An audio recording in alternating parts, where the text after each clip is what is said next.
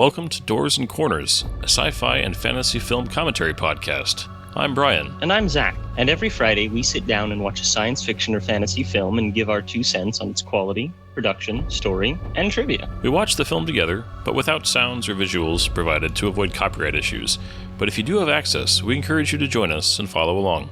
Here, we like to keep things casual, and there may be discussions of spoilers or sensitive materials or language. But we do try and keep things clean and family-friendly. Ultimately, the goal of this podcast is to create the experience of us all sitting down and watching this movie together. So get ready to hit that play button, because we're about to get started. Damn Doors and Corners, I mean, that's where they get you. Welcome back to Doors and Corners. I'm Brian. Doors and Corners. I'm Zach, and today we once again have last week's same special guest, Brian's daughter, Tasha, who doesn't even know the name of the podcast she's on. Yes, I do. But you did need a reminder, correct? I just said the wrong word. That's not forgetting. I think that by definition is forgetting. Well, my definition is different from your definition.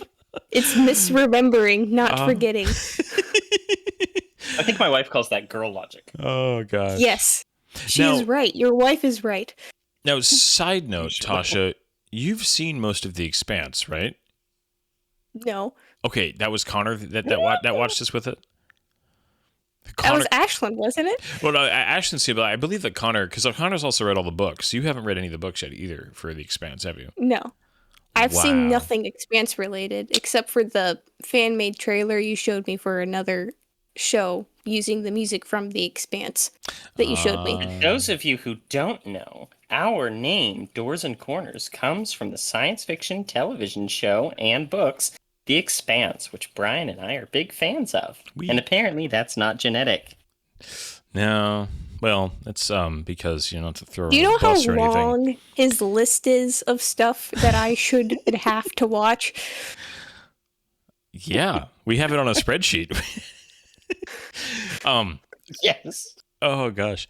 What's funny is that, if you didn't watch so much anime, you could get through it faster. Well, I haven't even been watching that much because I'm still a college student who has to watch other videos and read books about economics right now. Economics? Yeah. Yeah. All right. Well, either way, we are very excited to be here. We're excited to have Tasha back. And we are excited to watch, well, I am at least, but I'm very biased. We are excited to watch How to Train Your Dragon 2. It's not like part 2 or anything, right? It's just 2, just the number 2. It's just 2. Thus. Very, very inspirational title. I mean, it works. At least people know what they're getting, right? Well, Yes. one of the entire things about this, even though the director's intention or condition to return and direct it was that he gets to make a third one, he wanted to make a trilogy, was that he wanted them to be very just standalone and simple. He didn't want like big sequelitis stuff or anything like that. Well, Yeah. I'm really excited to watch this one, actually, because I feel like the second film in the franchise is a little underrated, actually. I actually really like this one. I would say that this is my second favorite out of the 3 films. so just and deteriorating maybe I'll- quality. I know it's like, yes, it's first, second, and third. But I like all of them, but I know I've heard a lot of people say that the second film is the weakest, but I don't know if I completely agree with that. It's definitely not as good as the first one, but there are a lot of things of the second film that I like that I guess just wasn't, I don't know.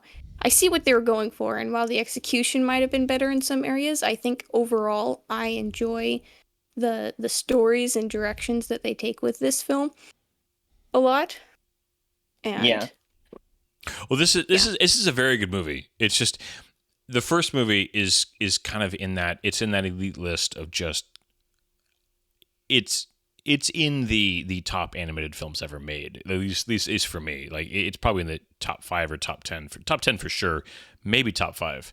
The first one. So like this movie's very good, but like it just unfortunately has the problem of following, just an animated film that is such a beloved movie to me.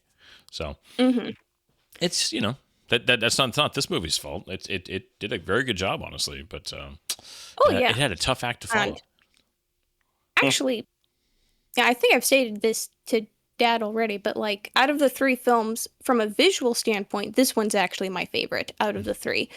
I would Um, agree with that as well. It's beautiful, yeah. Oh yeah, especially the flying sequences are just so We had the good. flying sequences and just the environments. Like they took a trip to Norway and stuff to do research, uh, for like the Arctic Svalbard. feel that's in this. But yeah, I'm excited.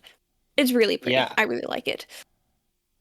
You see, you bring that up, and you bring up the flying sequences, but for me, it's actually a lot of these very stationary, almost Zack Snyder-esque, like 2/3 shots, where you have characters like facing off against one another, and in kind of profile shots in the large, expansive vistas and things like that.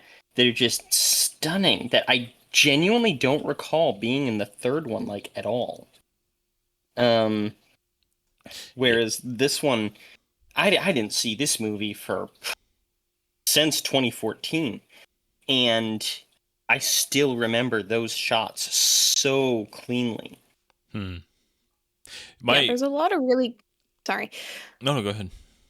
I was gonna say there's a really cool sense of scale in this film specifically, um, that I think they capture really well. Like, I think when I was like watching some of the behind the scenes stuff, the director mentioned how some films fill every 5 minutes with like with comedy or humor or something like that.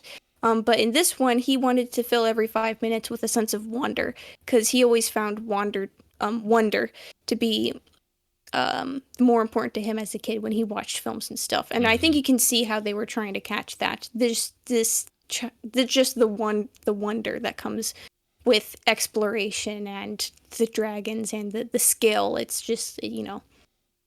Yeah. Yep, he cited his one of his really big influences as The Empire Strikes Back. He wanted it to be a little bit darker. He wanted it to be a little bit more intense, but he still wanted it to be magical and expansive and fun. And I think that you do see that pretty clearly. Yeah. Oh no, it's there's yeah, I have almost no criticisms for this movie also, which I know seems a little bit, boring. But it definitely has that it does things that sequels should do. It does stay true to the themes and the ideas that were introduced in the first film, but it does expand the world, it expands the lore, it expands the characters. You actually see character growth continue to happen. It doesn't stall out. It actually, gosh, if anything, the middle film is when you kind of want to see the most, character growth outside of that big initial, moment they had in the kind of their origin story. But I as far as the visuals go, I remember the aerial sequences being really good, and this is a weirdly technical word to use, but the textures and the detail in this movie on an animation level was just really good. If you look at some of these scenes, you're just like, this is so. There's so much here. Like you could just pause it and start looking, and it's really beautiful. My hat is very much off to the animators of this film for the hard work they obviously put into it. Mm-hmm. Yes. They also got to use an entirely new animation engine. That was a big deal for it. Nice. Yeah, no, I remember you, Tasha, along with Connor and Ashlyn being very excited because you guys had, I don't think we went and saw the first one in the theaters, right? It was like something we kind of discovered, No. Later. But you guys had, very much fallen in love with that. So like this was one of the early movies I can remember all three of you being like genuinely like pumped up to go to the theaters to see. Yes, I remember going to the theater for the first time, to see this film for the first time, and that's definitely a fun memory I have. It was a lot of fun. Yeah, that was a great experience, great memory. Because again, loved the first one, was so excited to see the second, and and the second is also really, really good. Yeah. So, well. See, I remember seeing it with my ex and not liking it all that much, and then I saw it again with our buddy Dan, actually, and I loved it. The company does matter sometimes. We'll just leave it at that. Yeah. Well, let's get this going. You want to hit us with those crispy IMDb facts, Zach? You want them sweet deets? Yes. Alrighty. Okay, so this is How to Train Your Dragon 2. It's 2014, PG, 1 hour and 42 minutes long, directed by Dean DeBlois, which this is not directed by the team that the last one was, that directed Lilo and Stitch and all that, and that directed the third one. This is just Dean by himself. It was written by Dean. I don't know how to say his last name. It's like DeBlois or DeBlois. It's French, and French language sucks. Dean DeBlois, and it stars Jay Baruchel. I'm horrible with names. I just call him Kate Blanchett, Gerard JB. Butler. Yeah, Craig Ferguson, America Ferrera, Jonah Hill, T.J. Miller, Christopher Mintz-Plasse, Kristen Wiig, Jaimin Hansu, and Kit Harington. Kit Harington's in this. Is he the? Yeah, He is. he's Eric. They even make a Game of Thrones joke, sort of. Somebody tells him, Oh, "Do you yeah. know anything?" Oh gosh. Have you ever seen the little animation with Kit Harington and Toothless in the audition? I believe you've shown me that on YouTube. Like that sounds familiar, because I know that I was aware of Game of Thrones when this came out, but I watched the first season of Game of Thrones like 3 seasons into it. I was a little late to that particular party, but interesting. No, I don't care about Game of Thrones. It was just really funny. No, I am fairly certain you did show me that, but I should probably watch it again to remind myself, because it sounds good. You should. It is pretty funny. All right. Well, as always, we encourage you guys to follow along with us. What we are saying will make a whole lot more sense if you either have this movie memorized, which, good for you, or you're watching it at the same time as we are. And we are going to hit that play button. Well, What? Brian, What? one thing to note is that there are 2 different versions with 2 different openings. One has the Paramount? Universal. Paramount? Yeah. One has the Universal, the other has something else. Oh, yes, but- this is important. 20th Century Fox. So, 20th Century Fox. So if you are going to follow along, we're starting right at the DreamWorks 20 years. So if you start it and you're expecting the big, normal company logo, then, yeah, we're skipping over that We're ahead because of they're you. different lengths. Yes. And it messes people up. Yes, because we all need to be looking at the same thing at the same time, because spoilers. This was due to a purchase made in 2018. And spoilers, we're not all watching this on the same screen at the same time. So the magic of the internet. Anyways, but yeah, we're going to hit that play button at the DreamWorks logo in 3, 2, 1, go. Play! 20 years. It is the 20-year DreamWorks. Because at this point, DreamWorks, Shrek is obviously what really put them on the map. This and Kung Fu Panda. Was there anything else? Ice Age? No, Was Ice Age was Sky, Blue Sky, the Fox one. Yeah. But Madagascar, you're right, Tosh. Madagascar was the other big one. never As much seen as that. I never cared for those films, they were a big deal. Yeah, the first one especially, because there was like a lot of meme culture, for example, that kind of came out of that too. I did like the Penguins movie. Yeah. Yeah. Ooh, I like that first shot. Oh yeah. Him going across the water. Already the animation quality is so apparent. The uptick in it. Well, I love that they kind of reopen with a similar just vibe of the pan over the city and a little, voiceover by Hiccup. It's a nice little, reintroduction. Just makes you instantly feel familiar and engaged. Mm-hmm. I love when they fly by here, the camera shakes to like replicate just that flight vibration. And the sheep. The sheep, I feel so bad for them. The one with the target. It's just like, Right. ah! No. Oh my gosh. I mean, Vikings would come up with games that do torture other animals. I feel like that's fairly accurate. Yes. Yeah, they were not a good people. Fight me on that. I do not understand how this little pudgy dragon can attain any kind of speed. It's like Magic. a bumblebee, Dad. And it's a dragon. Don't think about it. Right? Oh, that's right. I always Just- forget about this like weird relationship they decide to put between the two of them. Oh yeah. It's I love that they also immediately just reintroduce you here a little bit to the gang in a way, you know? yes. I feel like the beginning of this movie actually is really, really strong because, like, there's obviously some narration from Hiccup and stuff going on, but I feel like for the most part, they just show us what's going on and show us what the changes are because they know we've seen the first, and yeah, I don't know, it's just cool, especially later when we get to Hiccup. We just kind of we just watch what he's doing and we know what he's doing without him having to tell us. Yeah. Well, when we finish this and kind of cut to what he's doing, I love that part too, and just Yes.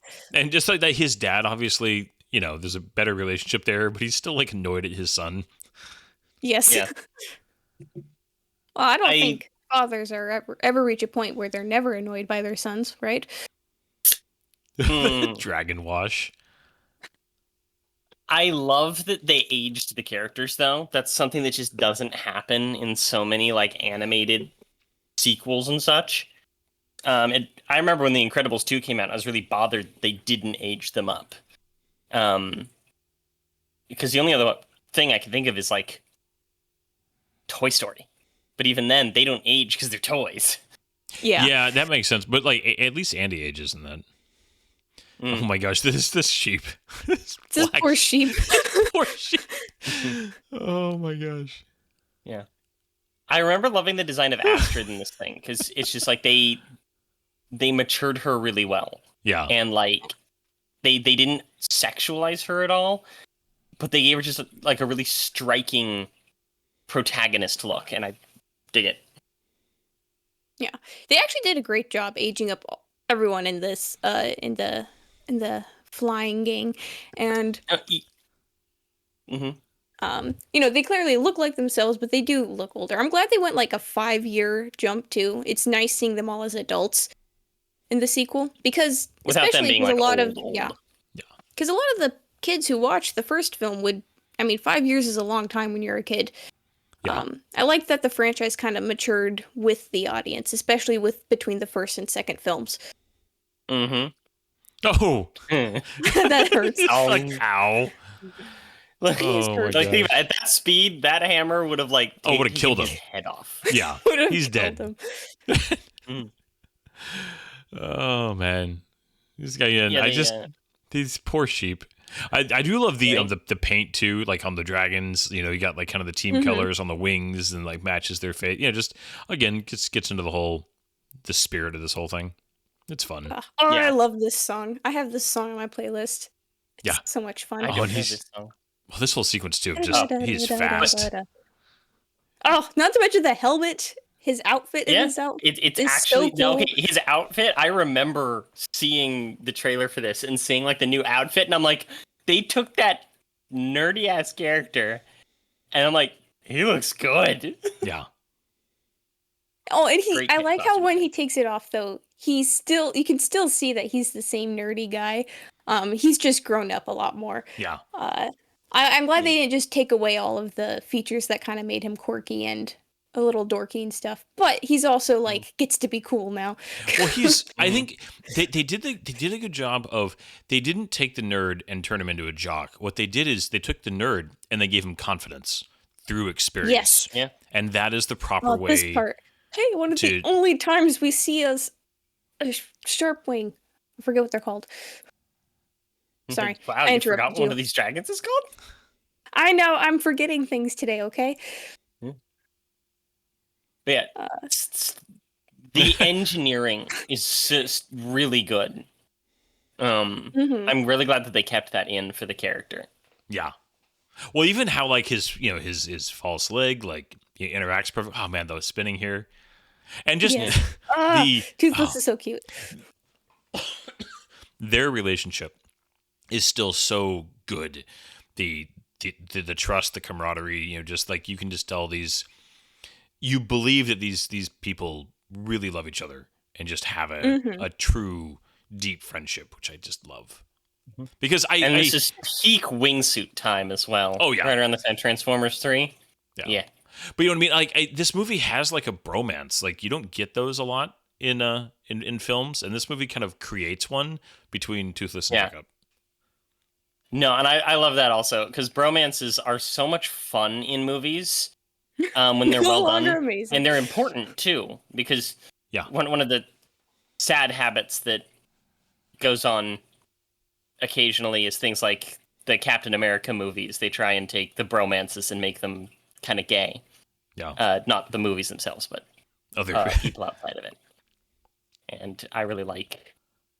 I don't know. I think they're important. Yeah, for especially like young men to learn through movies. Friendship, just like genuine friendships. This whole Toothless is so good in the background. Just like, oh, he's just. They don't need to be showing any of this, but they are. Yeah. Like how the suit works and everything, and yeah, like he gave him a little bit of a jawline. Yeah, he looks good, and he does look older, a little more mature. They were able to get that look in like his eyes, where he has the look of somebody who's just seen a little bit more, and like I said, that confidence and experience without turning him into a different person.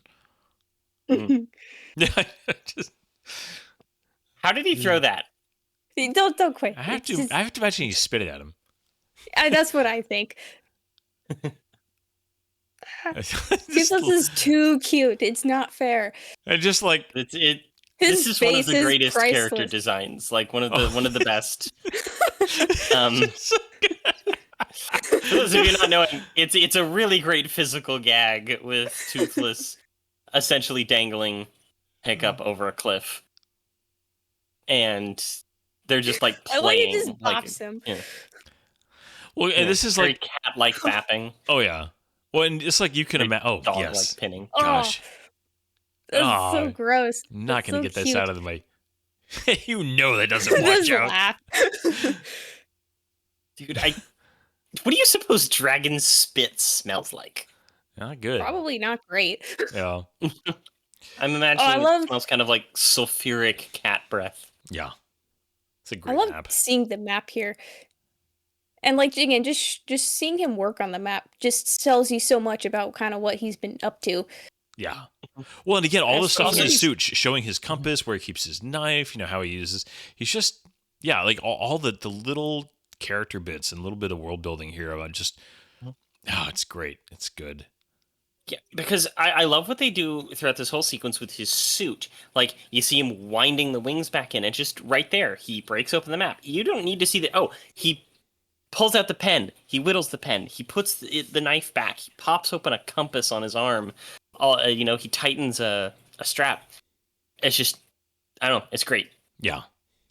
Well, those little details, I think that's when they're done quickly. Because, I mean, that's fast. I mean, they probably spent, a total of a minute and a half of total time doing all that. But it's those details make a world feel real and complete. And they tell you about him. And there's so much there. I think so many films make the mistake of going way too far down the detail road, where it's like, okay, this is too much. You got too many, or just ignoring all of it, and it makes it feel kind of shallow and just like they don't care about it. And this movie just nails that balance so well. Yeah. Oh, I love the relationship between Astrid and Hiccup in this film too.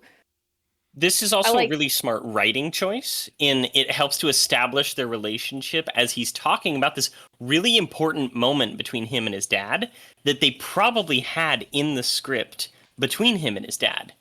But they decided to turn it into this scene where it's an important character moment of like, oh, dad needs to talk and you're going to be chief. But they retell it through him and Astrid that helps build the relationship between them and kind of show how they've changed.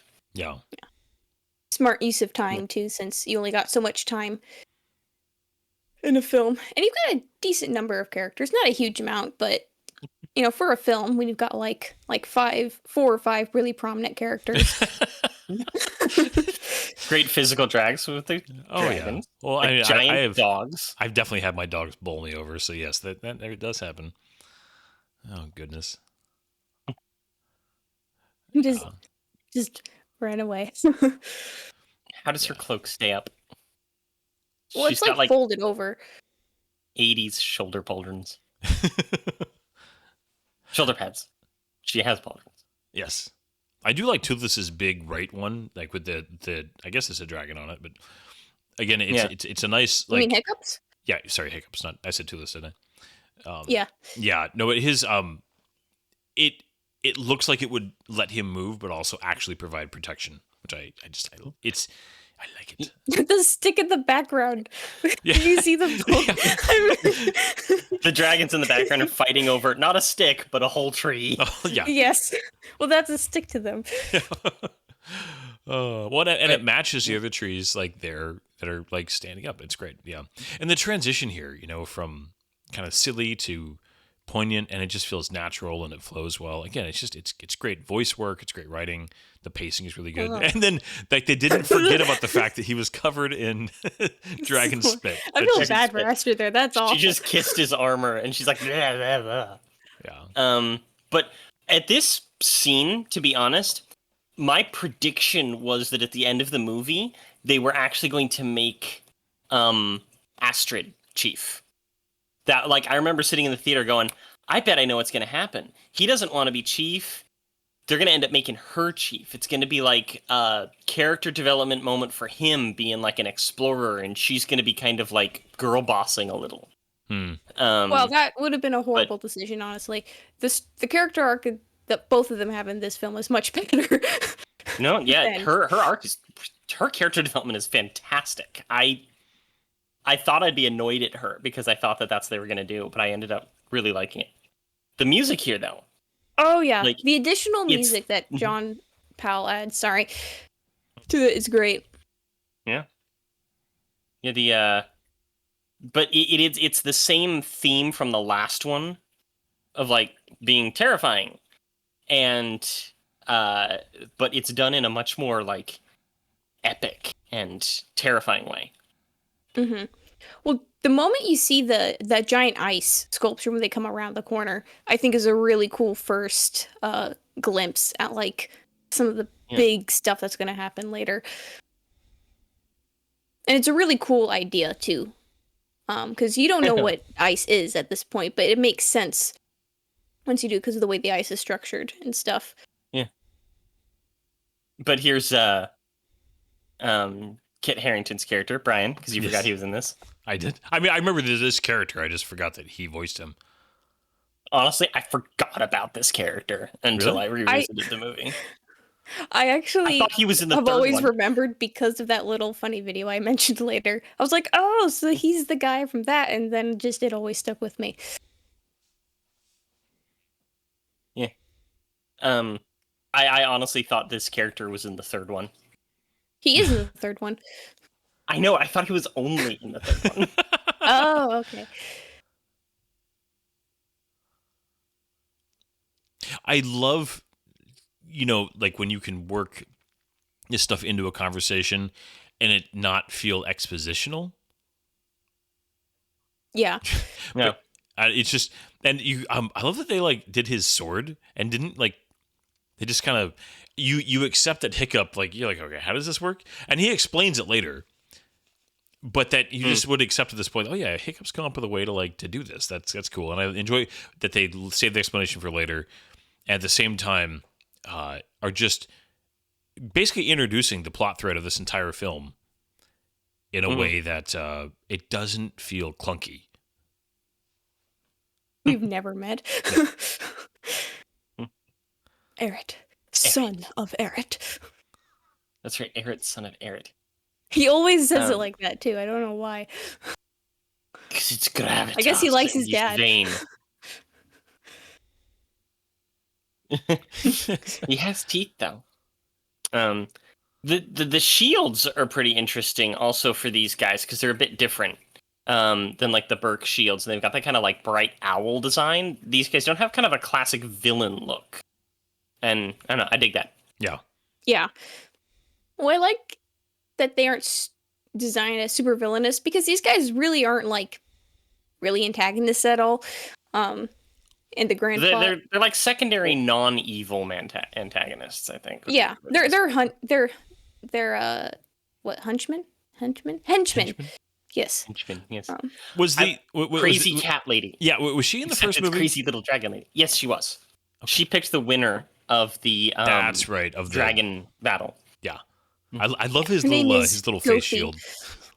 Yes.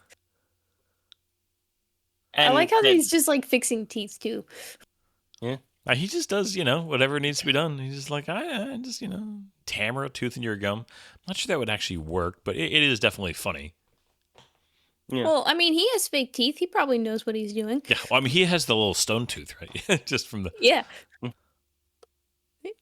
Not the one you're thinking of. But They added gray to Stoic's beard. Also, one of these did bring up last week, Brian.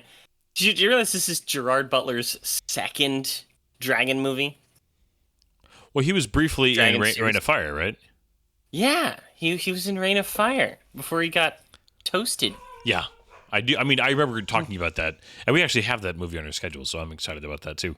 But It's so bad, but it's so good. yeah. I like Grump. Grump's a yeah. great dragon. Okay, This they is like- didn't introduce that dragon type in the last one, right? Mm-hmm. That's like an entirely new breed. Well, yes, it is, but if you get into the lore, it's related to the Gronkles. It's like a cousin of the Gronkles. Yeah. Which you can kind of see in its design. Yeah. But yeah. I like how they just introduced some new dragon designs just cuz it's not like we saw every dragon that existed in the first film. Like we saw some in the book, so it makes sense to just bring some in. I think it shows that they've been busy too if there are new dragons around. If both Gobber and Stoic have a dragon too. It's just another cool like quiet world building. Yeah. And again, this is another one of those things where they're showing so much of how the world has built, all these little gadgets and stuff. They're not saying, oh, you're late for your saddle making. He's just making a saddle, and you know what he's doing. Yeah. And they trust the audience to be able to figure out all the stuff that's going on here. And it's such great flavor. Oh yeah. Well, it also really... Grump. It also really shows you how much of an influence Hiccup has had in creating a culture shift to more creative and ingenious like machine building and coming up with systems. The stuff that they showed him wanting to do and kind of being mocked for in the first movie, has kind of been to a certain extent embraced by this particular tribe, and just around this workshop you can see that everywhere. It's great. Yeah, especially because it's like much bigger than it was in the first film too, which is cool. Like his influence expanded, maybe. Yeah. And plus, this stable is cool because it's new too. I like how it's like inside the mountain. Yeah, nice little nest, and it's very similar to their last nest that was under the thing, under the mountain, right? Yeah, This 'cause I is a think favorite dragons just, trope of like- mine. A favorite trope of mine when you have like the person who knows just how dangerous this other character is and is going full red alert. Yeah. I Yes. think I always love that. Yeah. I love okay, this is a weird thing to point out. I love on the detail on Stoic's like bare arms, like the amount of hair that they managed to get and like keep it looking like real. Like the texture on there that you can tell that this is a hairy man. And Yes. Yeah. it's just one of those details that just is in this film that didn't quite they weren't able to get in the first movie. Yeah. So There are a the, lot of I love the idealism. Oh, sorry. Well, I was gonna say the same thing in like Astrid's shoulders, but go ahead. I was just gonna say that I love the idealism that Hiccup has. He's like, we need to go find this guy and change his mind.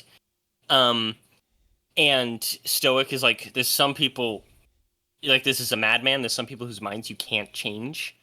And in a lesser movie, they would make Hiccup's idealism correct, and they would change Drago Bloodfist, and prove Hiccup's idealism correct, but they don't. They actually do show that there are just some people out there who are evil and insane, and the only answer is to do something about it. Which People is not who your just want to typical... watch They just want to watch the world burn. Yeah, it's not your typical animated movie message. Yeah. And I love it because there's a realism to it, unfortunately. Well, yeah, this whole sequence. How did the axe get through the net? This is a fun little animation. Oh, yeah. It's just so razor sharp that it split it. But it also somehow remained perfectly intact. The net. I like the little jump here he does in a moment. This is That's such a cat. Yeah. That was weirdly Looney Tunes. For those who can't see, he just, like, the bunch Not of weapons were pulled on Toothless, and he jumps like a scared cat, but he actually kind of deforms in terms of the character, very similar to a Looney Tune, for just like a split second. I love that. I like how he's hiding because he's like, and they are He knew it was alive. going to happen. I like how he Toothless is with a so little spark. cute. Toothless it's is like great. so funny too. And then And Stormfly's actually a little underrated with how funny she is in terms of like the dragon humor. I mean, she really, yeah. And The thing is, the dog she's stuff. not visually distinct. Yeah. She looks so much like the others, you know? Yeah. Yeah. I did see some concept art that had her riding a pink one of those, but I think that they probably didn't want to be too, like, girly in her dragon's design. I like the blue. I totally- agree. But I think they were thinking about visual distinctions for her dragon and decided against it. Mm-hmm. yeah, like her. Oh my But goodness. I want to touch back earlier. You were saying about this my whole goodness. sequence. Oh my gosh. I remember being confused by this the very first time. Well, you were I so saw young, this. you didn't quite understand this whole me likey. Yeah. It's on a different perspective later. The big jiggly muscles and everything. Oh goodness! But I was gonna say, No glove. that this movie, I really do appreciate. You were talking about that the movie doesn't basically make it where Hiccup is right, and the best writing is the best main characters are not infallible, and a lot of animated movies and a lot of kid movies, just to do that without even kind of meaning to, I guess, but just because they want to have that super idealistic kind of happily ever after, where it's just the main character in the end is just proven to be, if everybody had just listened to them, everything would have been perfect. And Hiccup is very Star Trek intelligent. Discovery. Yeah. Yeah. And this is the way you write a main character. And I like how, like, you can understand where Hiccup is coming from, too. Yeah. Because on one hand, I think both Stoic is, I think, also clearly reacting just because, well, one, he knows just how dangerous this is. But Hiccup doesn't. Doesn't matter how much his dad emphasizes it. If it's one of those, it's hard to know how dangerous something is until you actually see it yourself. And Yeah. I mean, hey, from Hiccup's perspective, he's like, he changed his dad's mind, who's the most That's what I stubborn was gonna person say. he's ever known. So Yeah. it's not an impossible scenario for him. And he's like, well, Yeah. shouldn't I at least try to do it? Like, you're not Yeah. even going to take the chance of me trying to do it. Well, it makes sense that yeah. his dad would have been the most stubborn man he would have ever encountered in his life at this point. Yeah. It's funny, it's never actually, like, explained as far as I know, but I like the implications, especially before the third film came out, I like the implication that Drago might have been a Night Fury hunter, with the cloak, his cloak being one of the implications, since it's a black Scaly texture. scale, Yeah. and we don't really see any other black dragons besides Toothless. No, it's his cloak definitely has to be a Night Fury Yeah, scales. 'cause there are other dragons with like dark skin, like dark purple and stuff, but I don't think we ever see another dragon with pure black scales. I did like the addition of them adding little braids to Hiccup's hair, very similar to the braids that they've got on Stoic. It shows him becoming a little bit more like his father visually. Mm-hmm. Mm-hmm. I honestly just like that Astrid just braids his hair because she can. Like, his Rough Night is such a weird character in all of these Oh, films. she's great. I mean, and again, oh gosh, this just the She'd be incredibly problematic if she was real. I know. Screaming in frustration on top of your dragon. Yep. The little straps on his bracers make me think of Batman. Mm. Oh, this is Got a little- good introduction, I think, to a character. This Oh, is like so, like, you're not sure how to feel about this. It's just like, huh? I thought it was really cool. It's very like mysterious, not surreal. That's the wrong word. Like mystic. Yeah. Yes. Well, it is Um, very misty right now, and yeah, go. I was making a joke. Continue. But she was going to be evil. She was going to be the villain. Yes, I heard about that. And the other character, Bloodfist, was going to be the villain of the third movie, which is why the villain of the third movie is rather unremarkable and almost too similar in idealism. But yeah. Oh, this though, just no.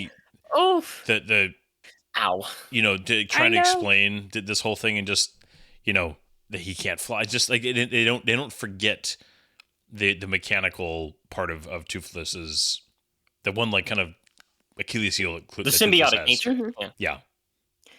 Man, Oh, the ice the looks music is so, so good good. in this scene too.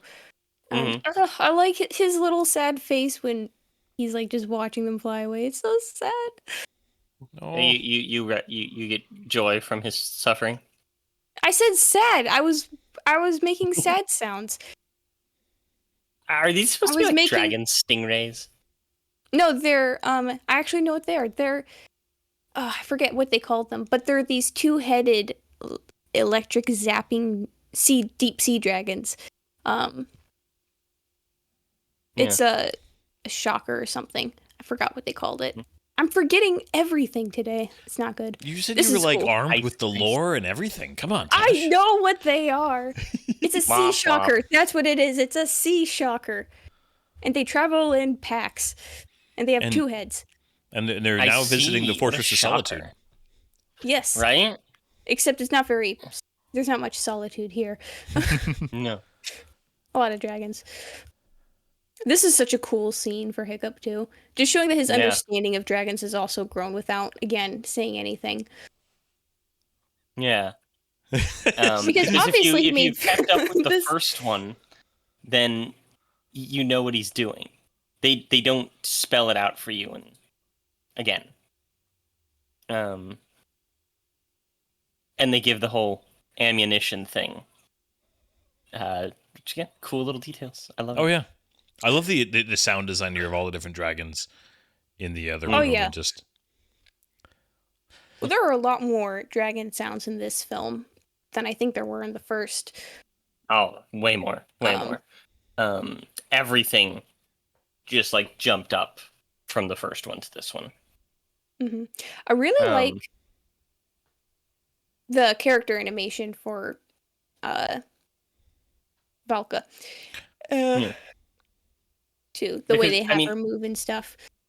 Did you know this one actually had a smaller budget than the first movie? really. Really? 165 million for the first one, 145 million for this one, and an even smaller budget of 129 million for the third one.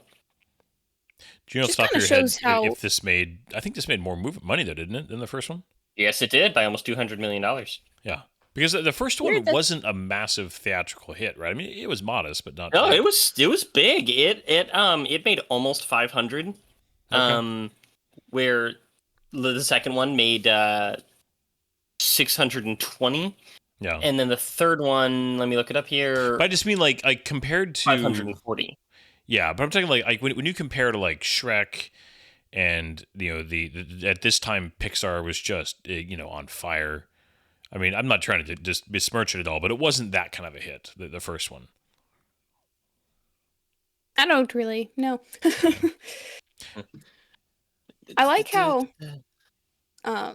obviously, like, I don't know if it was not necessarily planned, but Hiccup's little cut on his chin, he has that in the first film too, so it's cool how that just wasn't, like, pulled out of nowhere. Because I think some sequels accidentally do that too, where like, oh, well, since we're doing a sequel now, we need to do some things so that moments like this can make sense and happen. But in this case, you know, he actually did have it in the first film. That was part of his character design. Worst combination.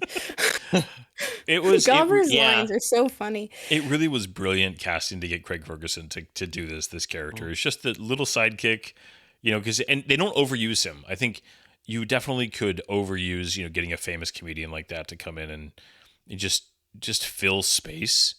But they use him enough to be fun, but it never becomes we're not really sure what to do, so let's just have Craig crack some jokes. Yeah. And he ad-libbed many of his jokes and lines. There's a rather noteworthy joke that happens later, which very strongly implies that the character is gay. Which they recently made that like an official announcement on that too. Yeah. But Craig Ferguson ad-libbed that. He's just like, hey, can I have him come out? Oh gosh. What do you think of having Cate Blanchett do this voice work? I mean, it's Cate Blanchett. She's got that zany, mystic, ethereal thing, you know, like halfway between Hela and Galadriel. You know, sorry, I love the Hiccup. Like, it helped him. Yeah. Yeah, no, I was when it was announced that she was going to do voice work in this. It was odd because I was in my mind. I was like, I never thought her voice is obviously amazing, but like it's always in combination of just like her presence on screen because she's such a notable. Anytime she's in a film, but she did a great job. I don't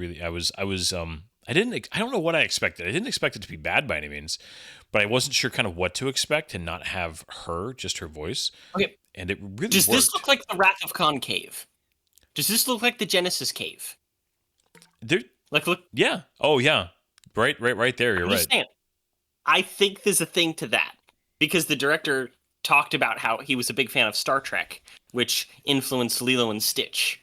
And this is the second movie, and they've got this really cool cave, and it's a big reveal, and the way that the cave is stationed on the rock wall, I'm like, that's the Genesis cave from Wrath of Khan. It's a cool looking cave. I can see that. This other dragon is great. That too is just like, I'm not interested. All the dragon action in the background of these conversations are just really fun to watch. Yeah. So when I saw the trailer for this, I hated the idea of them bringing in, oh, his mother's not actually dead, long lost family thing. Like, there was something about it, I'm just like, ugh, one of these. But I actually really liked how they handled this, and the relationship between her and Stoic is incredible. Even if they're only around each other for 20 minutes of the movie. Yeah. I know. Both of like their major scenes before before the second to last battle begins, I think are like really, really well done. In terms of conveying their relationship. They're really good. I'm sure we'll talk more about them when we actually get there. Yes. Retractable teeth. Oh my gosh. Petting his tongue. I can't. Like, it's weird. I wouldn't pet a tongue. Yeah. But, yeah. I wonder if it was purposeful that she has a very similar to like Astrid's hood, because they both have like the same hood. Like, it maybe not, but it was just something I thought about. Like, just maybe a visual key to show that Astrid's very connected, is basically part of Hiccup's family at this point too. Or that he has a type. Maybe. This is funny. I love this whole just like awkwardly trying to tell his mom this story. It's a So great actually, story. It's like, it's great. Yeah, it's funny. so peg leg. Yeah. Yeah. It's just, I, Yeah. the one thing I do think, I'm not sure, I don't mind it, but the idea that his long lost mother is also, like incredibly good with dragons and like almost Yeah. better than him in some ways. I would almost call it convenient, but it's such an entertaining film, and the scenes are so good, and you just kind of the way it all unfolds is it like on paper. Does this make sense? On paper, it would bug me, but as presented, it doesn't really bother me too much. Mm. Well, I think Yeah. it's an interesting idea to maybe show. Well, because Hiccup earlier asked, is like, so he's asked basically the question. Well, I'm not quite sure who I am and stuff because, sure, he managed to influence the village and stuff, but I think part of him might still feel a little bit like an outsider. Yeah, Because he still thinks and behaves so differently. So I think bringing in someone who is also like him, in this case, it being his mother, who was, I mean, sure, she was never really mentioned in the first film. So I think they left a perfect door open to yeah, bring her into the story. Plus, I like the combination how he's presented with kind of two sides. There's his mother, who's very, very heavy on the dragon things. And then there's his father, who, while he persuaded, is still very much stoic. And he really needs a combination of both his parents' attributes to become The proper chief. the proper chief, the right chief. Like, And I plus love then that it immediately. despite his problems, especially this scene right here, they still show that he's this skilled Viking, but he's so invested in the protection of his family, and he loves them. And I don't know, they make his character noble, even if he is a brute in those ways. Oh yeah. But yeah, the story here always caught me as like, imagine if you had a logger who married a tree hugger. Yes. Yeah. there is a little bit of it's just one line, and where she says, "I thought you'd be safer if I stayed away," and like they don't actually explain like what, how, what, how did you stay? How did you staying away like help your son somehow? Yeah. They gloss over that again. It's the movie's charming and funny and flows really well, so it definitely doesn't like ruin it in any way for me. But there's, it's one of those where like there's not a good answer to that question if you actually try to explain it in any way, and so you just don't you don't even try, and if you move on, the audience is just going to go with it, and it's Yeah. okay. It's a minor thing that would bug me on a writing level, but it definitely doesn't I think they detract in any slightly. great way for me. I think they slightly touch on it because she later kind of regrets. She regrets the fact that she stayed away all those years. Like it becomes a regret later as she spends more time with Hiccup. So I wonder if Yeah. it was more born out of selfishness because she knew that her son was there, but she also didn't belong in Yeah, the community, and she just had a chance to feel free. And I think she just took a selfish route, and it was just a bad decision she made, yeah, which um I And like you run Hiccup's into that. relationship with Cal. that's great. Uh, Well, and What's that's I that think dragon say? yeah, and that's the thing I think it helps is because they don't that if they really tried to double down on again the kind of modern female tropes of it's amazing and she was she's such a hero for sacrificing, and they tried to like play it like that, it would bug me, but they don't ever do that. They don't ever like make her like double down on how what she did was the right thing regardless of any consequences, which a lot of other stories do, unfortunately, and that definitely helps that they don't go that route with it, so I'm happy about that. Yeah. They make both of the parents like they are selfish Yeah, oh yeah, in their own ways there's even without being stoic. outright villains, you know? Yeah. A kidnapping. Aaron, I kind of feel bad for Aaron in this film a little bit. Like he's just kind of a dude who gets dragged along in all this craziness. Yeah. I like him though. He's a fun addition Yeah. to just kind of bring in because he's not too Yeah. complicated of a character, but he has a nice little arc in this film. There's a Han Solo vibe to him. Oh, you know? absolutely. Yeah. Just like this poor guy. Yeah, he really. Ugh, man, Oh goodness. Astrid's kind of brutal. Oh yeah. Well, and it makes sense that she would have more of a harsh edge, as much as like Hiccup has softened her, but she still is the same girl we met in the first game. The first film. Game. Yeah, see, Maybe you there we can go. see where Brian's shockers. priorities are. We do you haven't think even talked about the wildebeest About to say, yet. yeah. What do you think of the design there? I love how It's the not king of dragony enough for me. interesting. I kind of It's love like how a the king of angry dragons hippo. is an ice spitter and not a fire breather, because like the king of dragons is also like the king of the ocean, which is still the greatest unknown, one of the biggest unknowns. And like that, there's this Dragons. monster just in the depth. Does Instead of like that was meant to imply that she had explored all of it, right?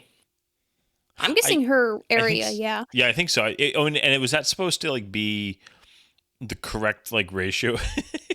It's just funny. Toothless. But his map is so small and like her map is so big. Is it supposed to mean like in comparison to how much she's explored that much more?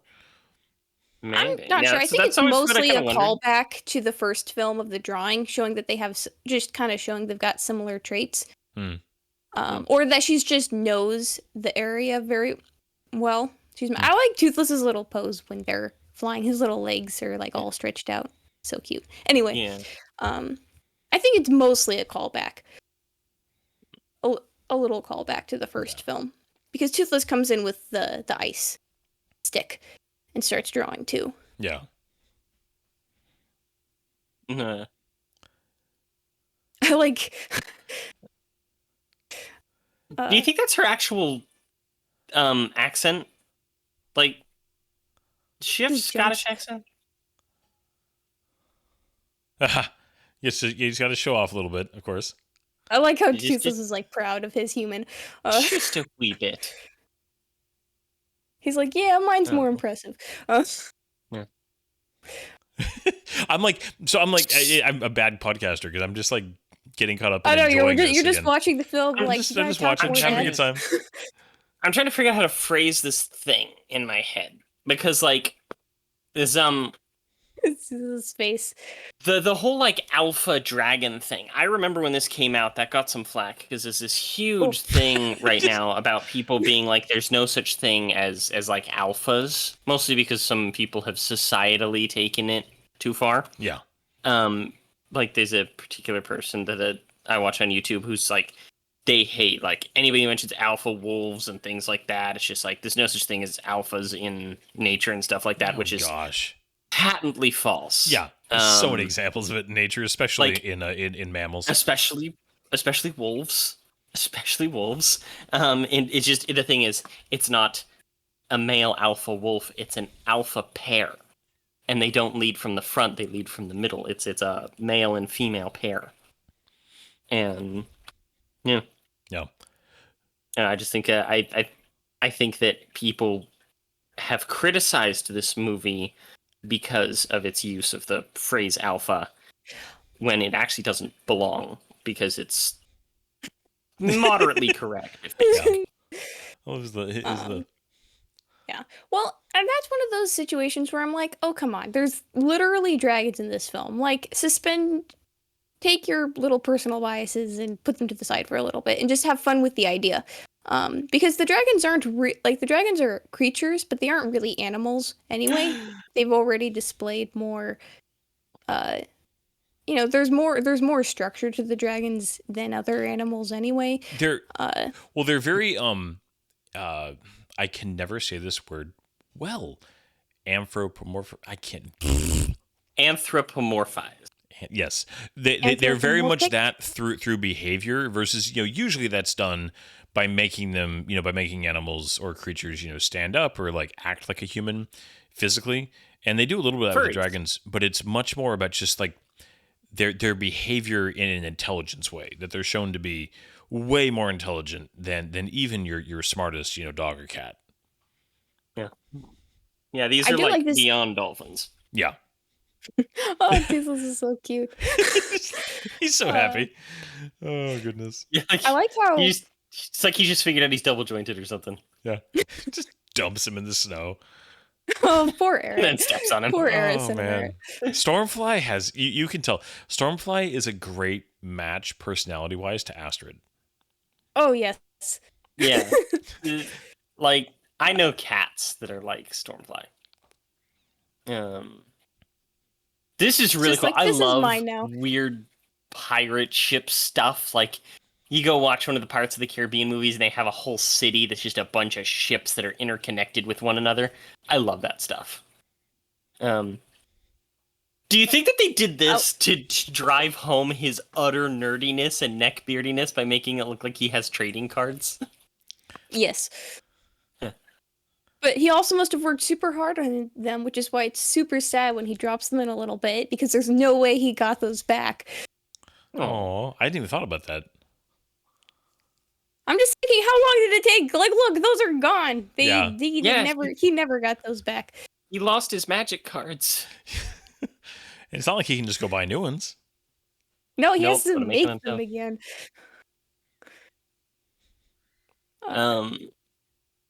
Here we have the villain. The textures. You're right, though. Like incredible textures. Yeah. And it's quite a risk naming him Drago, because right around this time, Game of Thrones had just been really popular. They probably had already recorded this, given this came out in early 2014. Because they had Khal Drago on there, and it became like a big thing. Well, these Yeah, guys Drago just like blood beasts. the polar bear camouflage is so just like I don't know. Well, I like how the aesthetics of Drago, his crewmen, and the ships and stuff implies that they are from further away, kind of beginning to expand the world a bit more. Because in the first film, we very much stayed around Burke. So the fact that they use polar bears for some reason, just shows I think they're just from a more up north, I guess. I don't know what point I was trying to make. It looks cool. Yeah. Or it's a little funny, but The contrast of the way that Hiccup, interacts with dragons he just met versus that sequence right there. It's just it's a really good contrast, immediately telling you a lot about this character and his relationship with dragons in contrast to Hiccup's and his mother's. yeah, it definitely sets up a very good parallel immediately between the two, before they even meet.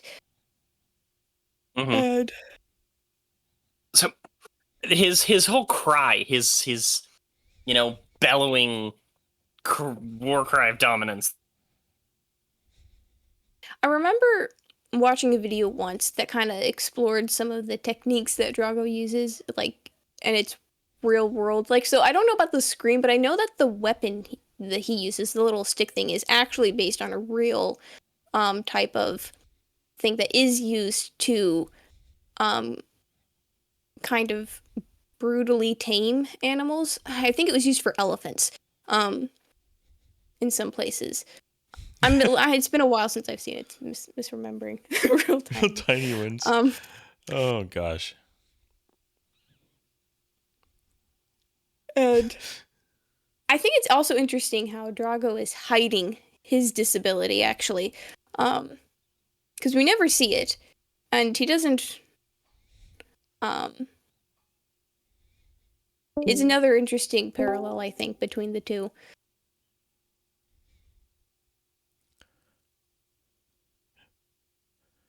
Oh my gosh. So I'm just like, yeah, it's Oh, this is good. yeah. Yeah. Stormfly. Stormfly! Oh. Just-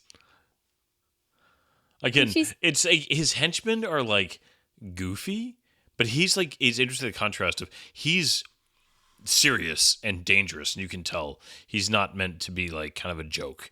But some of his henchmen are just looking silly. Yeah.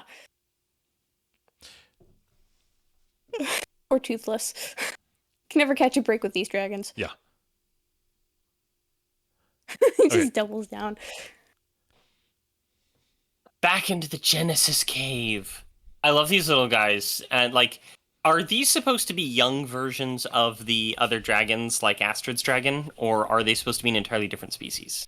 I think they're different because they don't have the right tails to be natters. Oh. Mention on the thing. How did Maybe how it's did Stuart find them?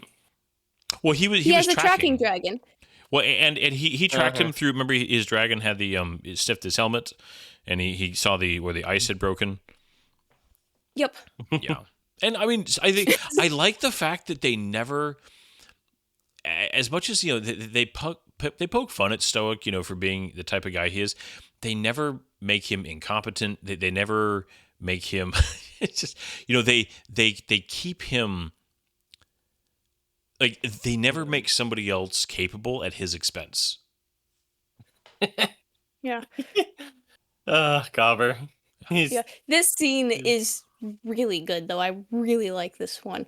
There's just so much communicated with this. Like non-verbally. Yeah. Yeah.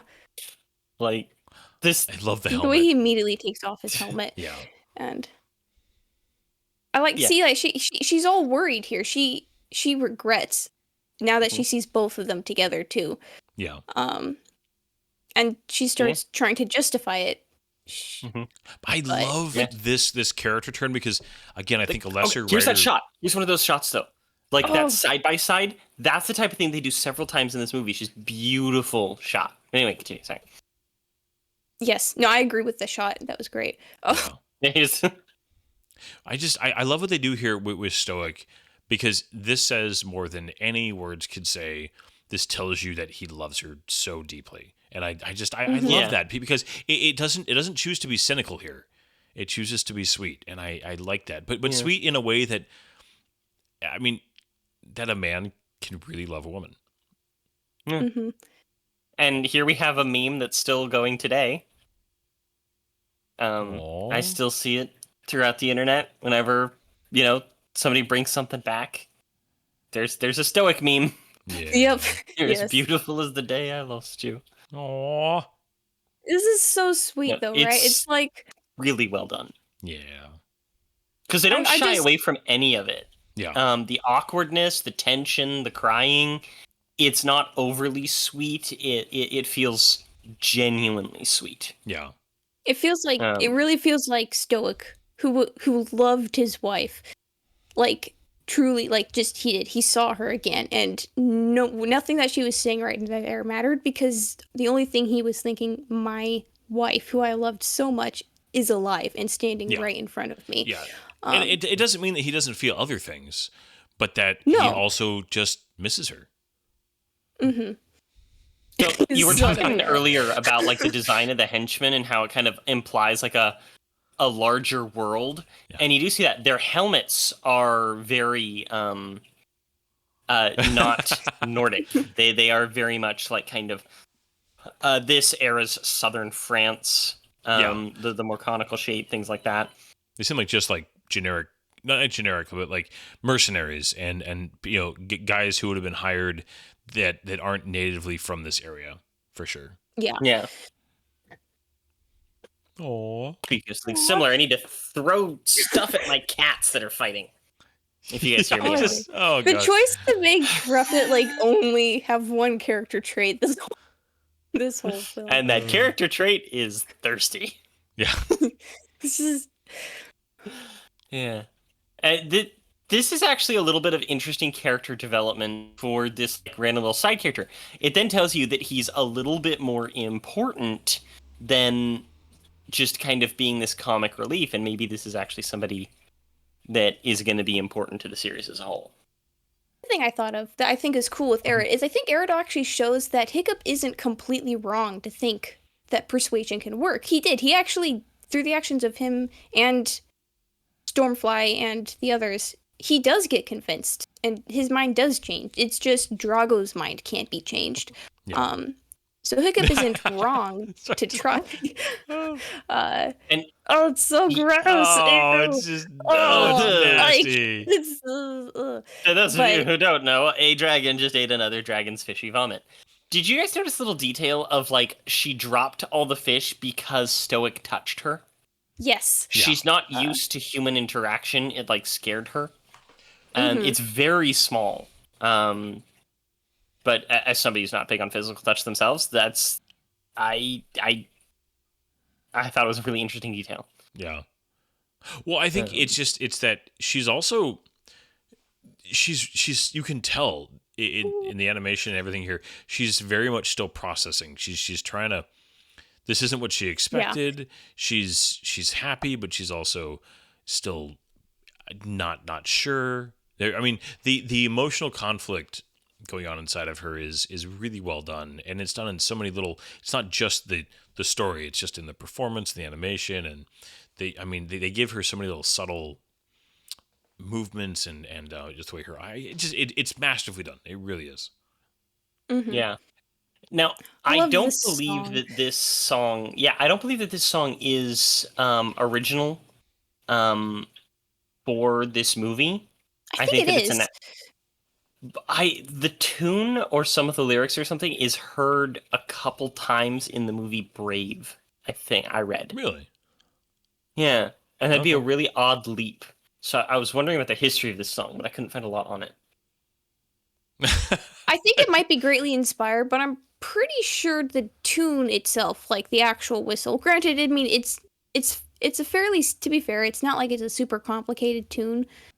So I'm not surprised if there's similar or exactly the same, or if it is basically a song that already exists. But I think it is a little tweaked, just to be a little unique to the film. Yeah. Oh. But it's also, I love this part. Another, just, again, I like how they rekindle through this little song that they sang together. That's really simple. And Interesting. she still remembers the dance. Yeah. And we get to see a new side to Stoic too. Well, Yeah. and you're seeing Hiccup with his mom and dad. You know, kind of like you're getting that little joy from a kid seeing that their parents have a moment that he never expected to see again. Yeah. Well, and he's never seen this either. Like, he was a baby when she was gone, so he never even knew that this was something that would be possible. I do. I love, the little facial animation that he does there. And take up. I mean, Toothless. Toothless in the back. Yeah, it's I just had to sit through that and watch it because I love that moment so much. I think it's just one of the great family moments in a movie like this. I love it so much. well, Oh, it's so great too that they kind of let. I think that again, this is a movie that it manages to not. It lets bad things happen, but it also doesn't let cynicism run the whole show story wise. It also gives This them is moments like to just so kind big. of be quiet and happy, you Yeah. know. But you But definitely as I remember watching kind this of moment in the theater. yeah. Go ahead. I remember watching this moment in the theater, and I instantly knew, oh, that was so good. That was so sweet. That was so fun, family-ish. Oh no, something really bad is about to happen. well, you know the And- rule. Behold, Yep. something really bad is happening. Things Yep. are now blowing up. Well, they're not actually blowing up. Ice is being shattered. That's a lot of dudes out on the snow down there. Right? Dang, and they didn't hear any of them coming. I mean, actually, Like- it makes sense. But Well, there is a little bit of not a single dragon was like, there they were are all people taking outside. naps. It's They- nap time. it's Did nap you not see all the time. fish they ate earlier? Yeah, they're all in they food were all comas. full. Yeah. Well, now they're here. They're here now. See, a lot of them are fat. They've been sitting around doing nothing. They got I lazy. got lost. Fat dragons here. I do appreciate the yeah. consistency of the piece of ice that was still sitting down there from where it fell earlier. Yes. I didn't even notice that. I He yep, he notices things. gloriously overcomplicated all this is. Yeah. So, what do you think of the voice choice of Jaimin Hansu for this character? I remember It's- being shocked it was the guy from the beginning of Guardians of the Galaxy. Who? Yes, He who? has such a good voice, though. He does. He- He has such a presence. He deserves to be a bigger star than he is. He really does. This poor, oh, The poor wing. traps. Yeah, you genuinely feel bad for the dragons too. Like, Yeah. oh, Uh, I don't think he does the yell here, at least not yet. He will in a little bit. But the yell that he does earlier, you were talking about the little dragon talking stick that he has, which is used for like hypnotism with things like elephants. But the scream of dominance doesn't have a real world connotation because it was part of a number of vocal exercises that Jaimin Hansu would do. And the director thought that it sounded really cool and said, "Hey, can I can you do that more?" sorry, I just love this. Oh, yeah, she's just He got like, mad. oh my gosh. I like how her arc Okay, is but then maybe I Rob can look at more than one guy. Well, and you can. I mean, this is it. Not it. It isn't a little bit. It is sexist, but it's funny because when when you have a girl do it and it's just kind of in a fun, silly way like that, it works. I don't. It would be very difficult to do that in reverse, and I don't mind. It's just funny, and it's not not Sexism overdone. can be funny when it's not mean spirited. Yeah, and it's not. I think that they're just having a good time. And that's where I think this movie, you need to just accept those little moments of just having fun with, especially Rough Nut and Tough Nut, because they are so. I mean, they're cliches, but that's movie characters, and they're funny, genuinely funny. My dramatic flair. It's sad though that like this is actually what then you're like, oh, this is actually what he wanted the whole time. Yeah. Yeah. The idea that everybody's like, oh, this is the moment where like the tide's going to turn. Oh no, this is actually what the villain wanted all along. Mm-hmm. I remember being really sad when I saw this for the first time, as a kid, and being like, "What? There's no way!" Like, with how it ends, and just like, no. And the triumphant. It really shocked me music. as a kid. I was like, they actually like do that? And I was like, yeah, you definitely don't expect it. It caught me off. And then especially the next bad thing that happens after that too. Really didn't expect that to happen. Side note, I really like Valka's armor is based off of the Bewilder Beast. It's just cool because it shows that she has a connection with this Bewilder Beast, and then he's got his connection with this one right here. And I like how even the tips of it's like a little bit darker to kind of show the difference. Yeah. Yeah. This was a heck of a twist. I remember I'm just like, why didn't they set this twist up earlier? But like looking at it, it's a good moment though. They did have little hints that he had something. Oh yeah, down in the water in the movie. Yeah. Very imposing character. Good design. Yes, and stoic. Oh, stoic. I like how he gets to hit this guy hard. There's this moment where it's the two of them facing off, and then the dragon's facing off behind them. Like, look at this shot. I know, yeah. It's just it's amazing. Vibration of those horns. Like the whole thing. I love the way this is animated. Foreground action, background action, all the stuff going on. Yeah, right in there. Fantastic. I am glad that with the big dragons, that they gave them weight, that they don't like make the mistake of having them move too fast. You feel the physical, because again there's physics. Big things do not move at the same speed. It's unnatural when they do, and they let the big dragons move at an appropriate pace. Yeah. Yeah. You feel that these are just weighty, like almost more elephants in the way they're fighting. Mhm. Yeah. Well, rams more than anything, I think. But Oh. yeah, you can feel the square cube law in effect. Yeah. Oh, Oof, that's brutal. awful. Because And like it's one of those moments where it kind of gets worse because then, like, obviously they don't show anything, but then you just think about how awful that would actually look too. Oh yeah. mhm. Just yeah, and it's one of those where something horrible just happens, and then it just really goes downhill from here for a while. Yeah. Yeah. Well, Yeah, again, this movie gets bleak yeah, fast. it does. Well, I mean, it is a way overdone cliche, to reference Empire Strikes Back at this point, for your sequel.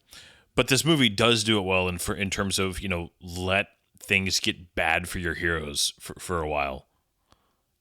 Mm. And It's one of go ahead. I was just gonna say, it's one of the things that like when the sequels are good and go darker, it's a special kind of good because it's it's so hard to do right. I think specifically of the Dark Knight, War for the Planet, no, not War, Dawn of the Planet of the Apes, How to Train Your Dragon 2, Empire Strikes Back. Like those are the ones that stick out to me because they're able to harness that so much. They make the world bigger. They make it darker. It makes you so excited for that next entry. Yeah. And Yeah. they don't really do much with this guy's mechanical arm. No, I wish they had. Well, Yeah. to be fair, I'm not sure what they could do without it feeling maybe a little unrealistic. Like, I know we've got some creative technology happening here, but I guess they still could have done something more interesting. But his entire arm is gone. Yeah, well, I like that. I wish that they didn't even have this weird metal prosthetic. It's almost like it ties him a little bit too close to Hiccup in like he's this evil version of Hiccup, a dragon training artificer. But it's just like I wish that he just kind of had a stump. Maybe. I think it might also show that maybe part of it is he doesn't actually want to appear like he's maimed. He wants to appear strong. Like this is his way of like kind of coping with it. Because he doesn't do it, like you said, he doesn't do anything super creative with the metal arm, whereas Hiccup got creative with how he was able to replace his legs and create different and one of the behind the scenes, one of his legs is actually like has little hooks at the bottom for like walking on ice. And I don't know, they could have done a better job. I agree. I think this is where the movie gets a little weak at times. Is there's a few times with like I think Drago, where if they gave him a little more time, I think they could have rounded out some corners with him. Like a backstory. What's his deal? Well, his motivation. I mean, he has that. Okay, he's the guy that can't be reasoned with. They have the character type for him, but and it's hard because I mean, Batman's famous for you don't do this with backstories with Joker don't really work, but it's also hard to do that and not to not want more, even when it's really well done. Yeah, this is a good moment though. Oh, it's a really good moment. It's terrifying. Yeah, I think his need for control could easily tie to some sort of backstory.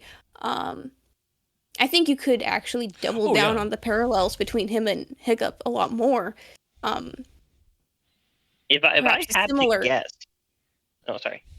No, go ahead. I want to hear your guess. I was saying, if I was going to conjecture, I would think that maybe they did have a backstory of him that was a little bit too, that might have been controversial, possibly. Mm-hmm. Like, I think that if I was writing a backstory for this character, given his vibe, his design, the region they have him coming from, his issues, I I would have made him a slave who was like worked by cruel masters, and Yeah. he saw only the power of control, and Oh, his arm was taken off. He has other stuff like that, and he only knows that control is strength. Yeah. yes. I like that. Um, oh, this is I don't Yeah. awful. like that So, though. The Yeah. death of Stoic Um, Vast. Well, and having Toothless do it is just do it. like It's just talk about a twist for like a kids show. Like it's one thing when a parent dies, right? That's actually a bit of a joke, right? That yeah. in animated stuff, Well, especially, neither parents And like. part of But the hero's journey is the this, death of the Yeah. mentor. Yeah, but like Um, you go back to the opening of this film and all of the fun moments with Toothless and just that relationship, and you go back and you tell the kids like, oh yeah, just watch, in an hour he's gonna kill his dad. You're like, wait, what? Like it's does And that? Yeah, so- good. Interesting thing about this scene is that in the original script that they were actually going to be going into production, it was Gobber who was killed by Toothless. Really? Yeah, and the director gave it to his friend, a guy by the name of Guillermo del Toro, Mm. and Guillermo del Toro said, "What are you thinking? It's obvious that he needs to kill the dad. Dad has no more use in the story after this point." Yeah. And he's just like, "Oh no, he's right." Well, and especially too because the Stoic can be more beneficial to the plot and to the character development of Toothless by dying than he can staying alive at this point. Oh, it's so hard. Yeah. so it's just it's so awful. Like It's Toothless's sadness at being pushed away, and then the sadness you feel towards Hiccup when you realize he pushed his best friend away too, but also the situation itself, because it's just this mess of emotions.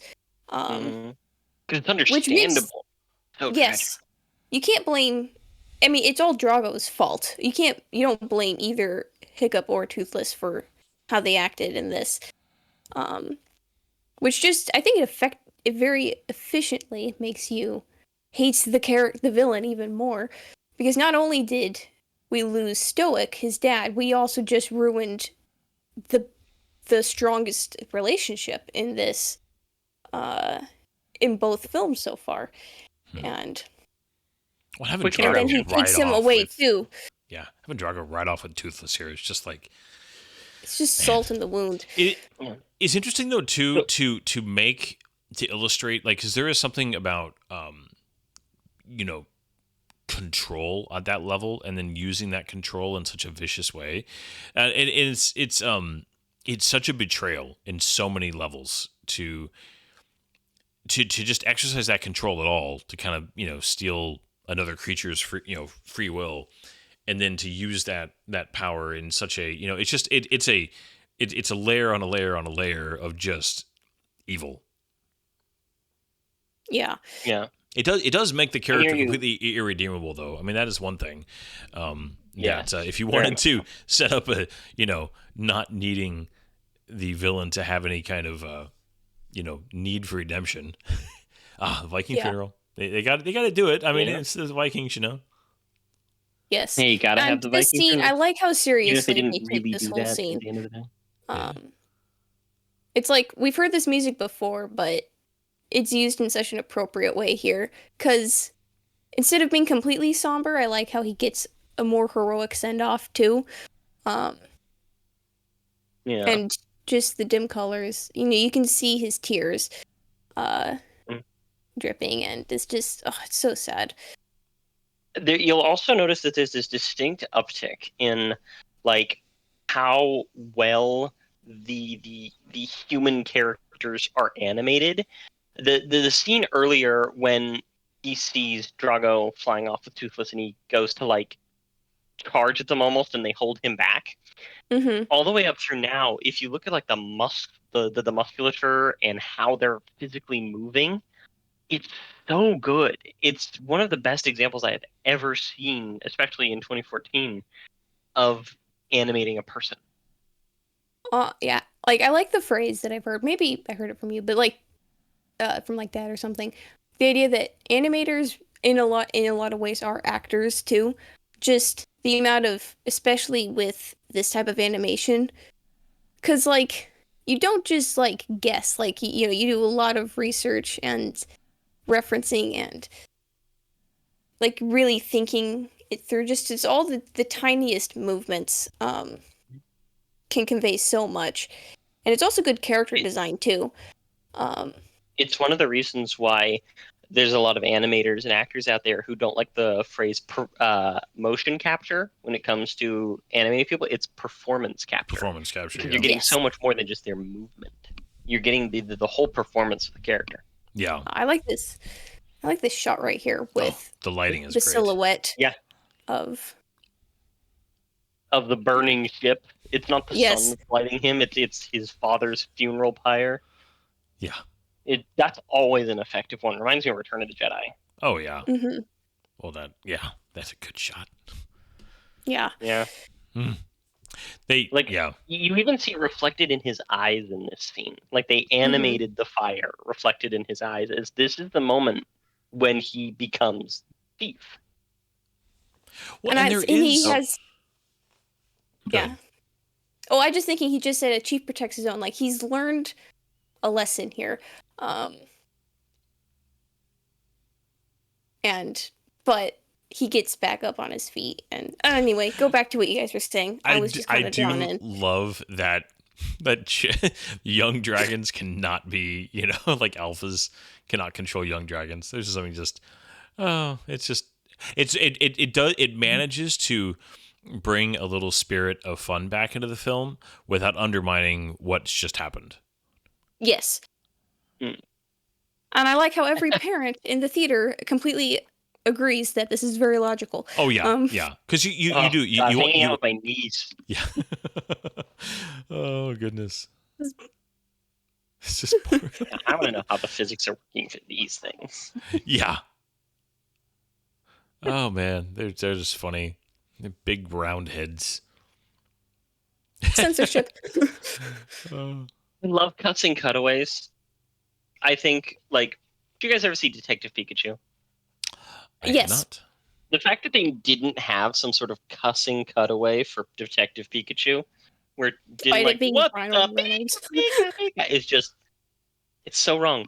Are you sure Every that doesn't time. happen at all? I feel like something Positive. I did showed it to like my it. wife a little while ago, and he didn't do it. I lamented it the whole time. Mm. I'm kind of surprised. I feel like that's exactly the sort of joke that would have happened, considering it was like Ryan Reynolds, right, who was voicing Right? Pikachu. Mm. Which is one of those films where I didn't expect to enjoy that one as much as I did. But anyway, back to this film. Yeah. Ooh. I like the swarming. This is so intimidating. Like, look how big he is. Those great shots. Like just That one main Viking that kind of showed there, like center screen with the Yes. Wasn't he in the first film? Yeah, he's He Spike was. Lep. In fact, he was voiced by David Tennant. That is him. Yeah. But he's not voiced by him in here, which is why he has no line. Mm. Mm. Yeah. He's supposed to be.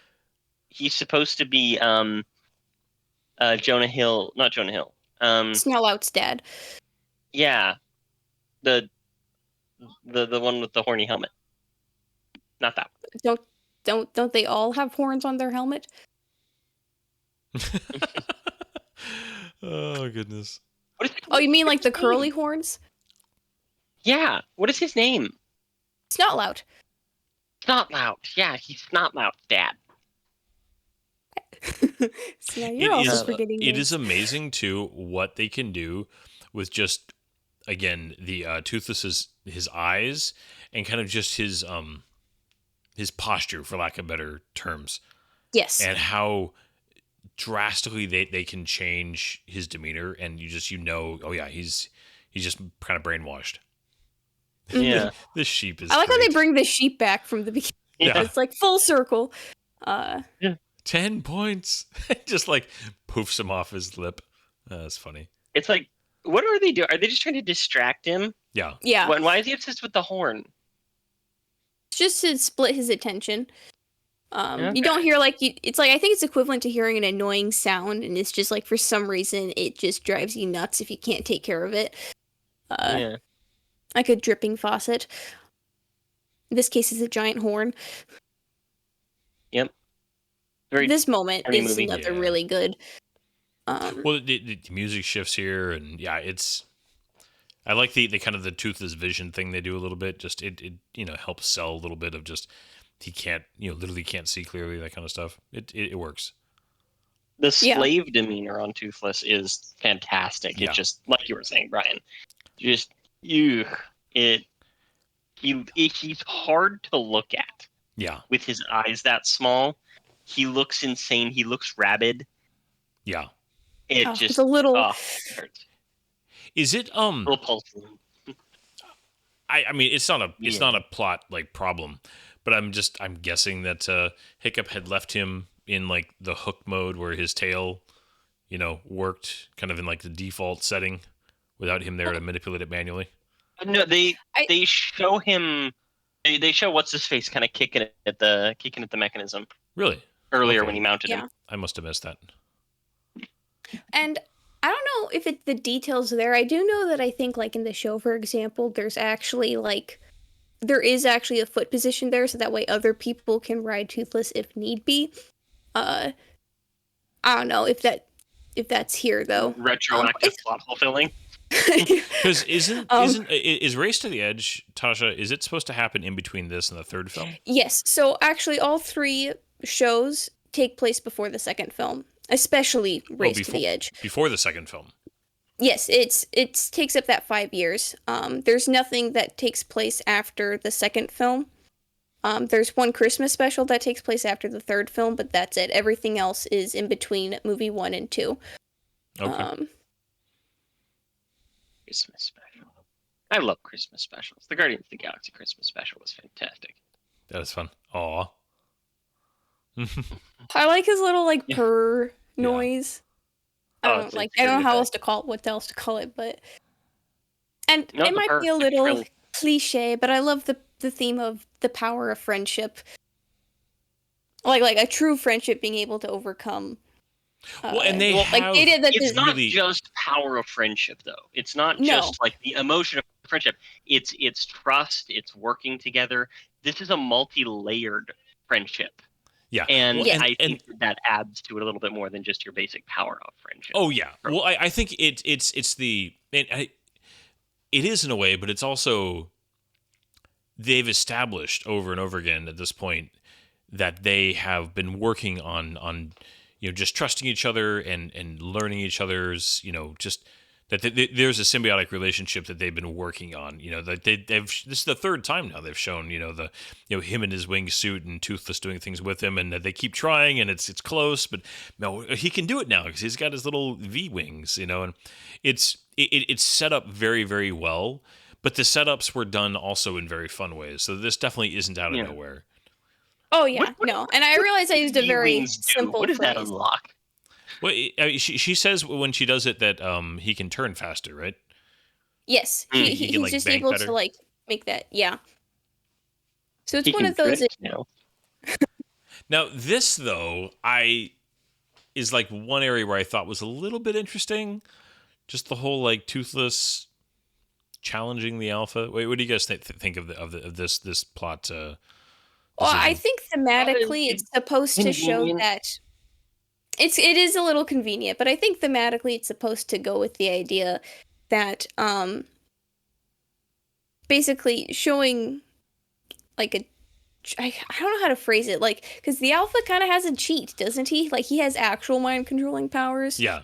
But Toothless uses his will, his character, his drive, his true desire, his true connection with Hiccup to push himself further to unlock his potential, I guess. And plus it's Also just total cool. Look at the Godzilla. blue glowing. He's Yeah. Total I think it's Godzilla going back to the unholy offspring of lightning and death itself kind of Yeah. line.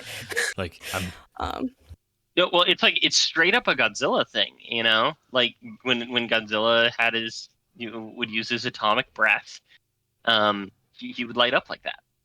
Yeah.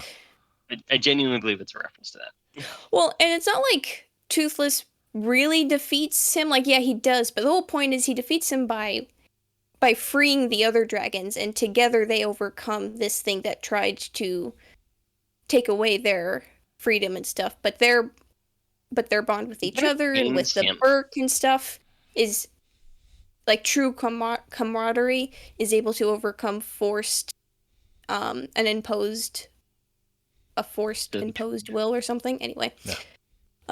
You get the good Yeah, group I shot, get all the it. dragons, the guys down on the ground, Yes. they're all just like, Yeah. you're against True all of us again. loyalty versus forced loyalty Yeah. will win out in the Yeah. end, I think. And it's fantastic display. Yeah. And then this Like is the just fun animation. and cool. So good. I think sometimes, like, even though it doesn't completely make sense that Toothless survived that ice shot, it's just cool. It's just Yeah. fun. It's still a kid's film. Yeah. And it's you can have, I mean, there's not a there's almost no film I can think of that I love that doesn't have, a little bit of like, all right, that was, just happened to work out. But taking his arm off there Why is did good. Scotty take the body to the bridge? Yeah. Oh yeah. Yeah. Wrath of Khan actually has 2 or 3 like things like, if you want to be nitpicky, they're legit. But I still love it. Oh, this is cool, though. I still love that he actually takes off. Yeah. It takes off the tusk. It's meant to mirror Toothless and Hiccup, and Yeah. now you have Drago and That this final guy. snort at the end. Well, yeah, and it makes him and Drago both kind of have that same. Yeah. Yeah. Never mind. Well- I'm just gonna Go peace into out. business, citizen. Yeah. Well, and I wonder in this Bewildered Beast's case, you realize that the most likely the way Drago was even able to control one was finding one that, like a baby. He must have found him when it was very young in order to train it like that. Yeah, because So I think if he could have just taken one as an adult, he wouldn't have needed it to kill the other alpha. He could have just done his little screaming twirling thing at the other alpha. But obviously, he didn't even Yes. try. So maybe Drago's brainwashing of it ultimately backfired because when he felt like he was overwhelmed by another dragon, in this case Toothless, he backed down because that's kind of what he's been trained to do, is to submit to the stronger force. What do you think of the four-winged dragon design? I gotta say, I'm not a big fan of it. The blunt nose kind of throws me off. Well, it looks like an owl to me. Yeah, it does look like he even tilts his head a little bit like an owl. He's more bird like the natters, like Stormfly. The crazy kid. The Oh gosh. I love Grump. I like just like it's just, oh gosh. Grump is like an actual pet. They're more excited to see their dragons. It's like Yes. It's the only proper ending. that's good. His dad's dragon. I do love that. Yeah. Hmm.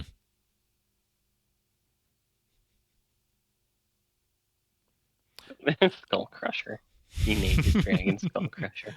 It's a good name. It's- It's a very stoic name. Oh yeah. It's a good design Yeah. for Stoic to ride. Yes.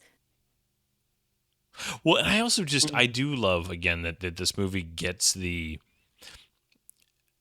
lets the movie have the moment that even though Stoic dies and you have that those moments that you had that moment where Hiccup's mom was kind of able to see that he I love the hand over the kid.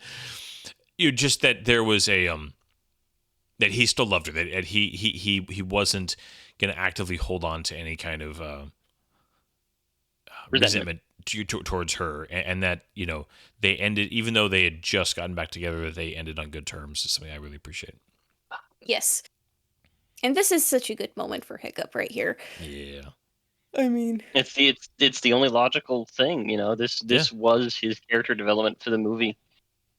Yeah. Well, and this is how you do the whole, our parents must make way for their kids at a certain point. And like that theme, even though it's been done poorly and some later Star Wars stuff, this movie does it very, very well because the theme itself is very valid, and it's also very, very true. You have to kind of hit a point, as a parent, where your kids move past you. yeah. Yeah. This whole ending sequence, again, you get like the music Love it. again here, and they let it. I think it would have been easy to have let the darkness of the kind of the third act kind of let the end not be quite as joyful. And I'm glad that despite all the, the rough moments, that they still let it be a joyful ending. Yeah. Yes. Well, I like because like bad things are gonna happen, but that doesn't mean that things are gonna end bad. Yeah. Um, Well, there's a genuine life lesson there too about how you react to what happens is very important. Also, it's just as, if not more important than the events themselves. yeah. The poor The sheep. poor sheep. Oh, this I remember sheep is just. He's had a He rough just life. it. I remember I loved all this except for the "we will change this world" thing.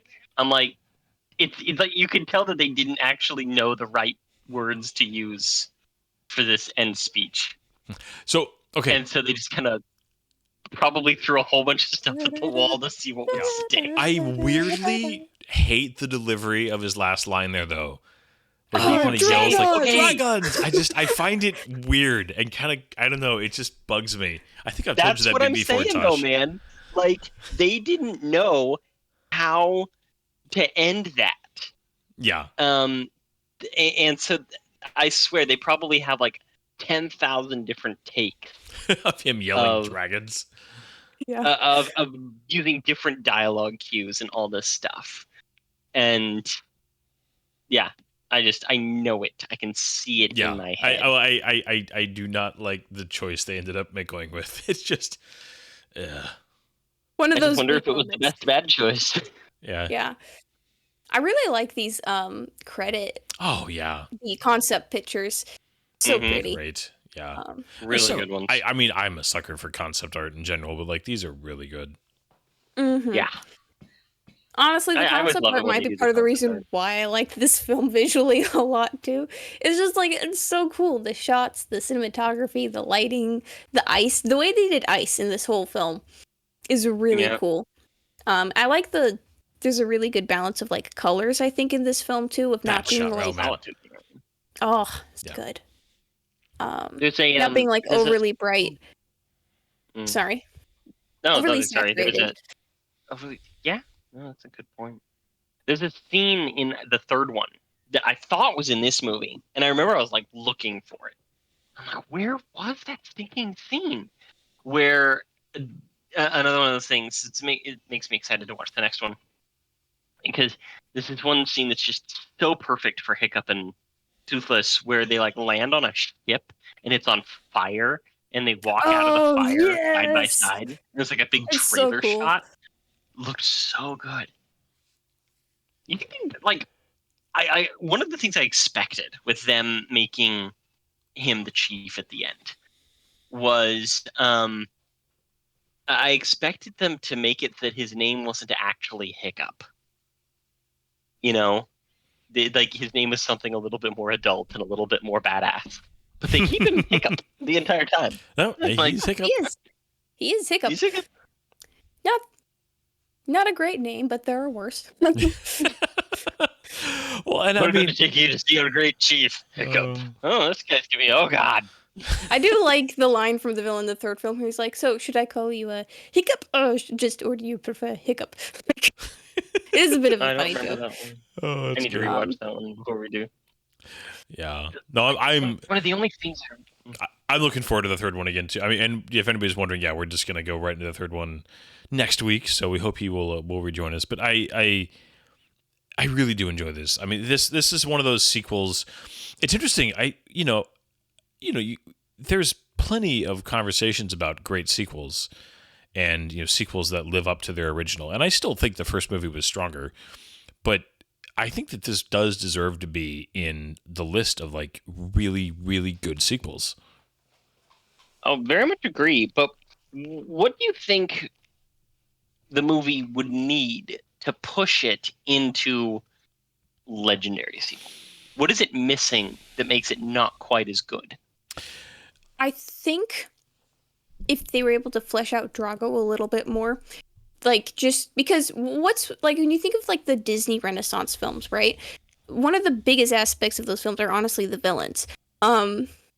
like just a really good narrative contrast between like if there was a stronger narrative contrast between Drago and Hiccup, I think that would have been really cool because then there would have been a much more emotional actual antagonist compared to the first because the big antagonist in the first film is like the Red Death, which for that film actually is fine because the relationship dynamic between Toothless and like Stoic and Hiccup is kind of the heart of the film and the meat of it. So I don't think a villain like that is needed, but I think it would have been good to delve more into of a human ide a human ideological conflict over dragons and what it means to create a better world or how the world should be in regards to dragons and stuff.